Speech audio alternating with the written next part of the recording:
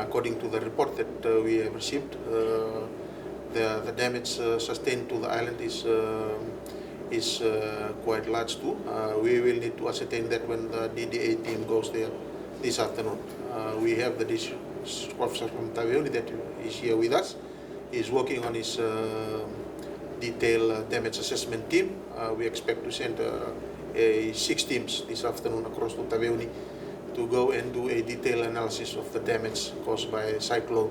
So at the end of the week, we will be able to really know the full extent and the amount of assistance that is required for Taveuni. But generally, the jetties at the 2 jetties in Taveuni are both damaged.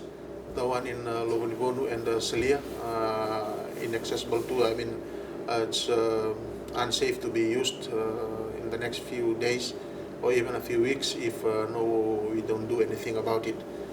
But we have the small boats can still go, the fiber, depending on the weather. We have also requested our divisional, our national EOC through our permanent secretary if they can send a barge in the meantime to operate between Vunulevu in the Tubu and Taveuni just for the ease of the transportation of goods. If the island is totally cut off from shipping services, they will surely run out of foodstuffs and all that. So there is a contingency plan in place.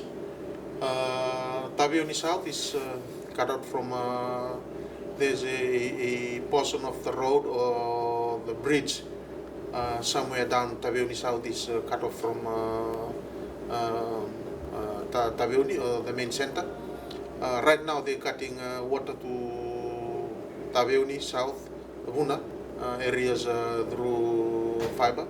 We hope that when we will receive the barge, we will be able to ease in the transportation of water to that area of Taveuni. Unconfirmed report that there was also a casualty from Vuna.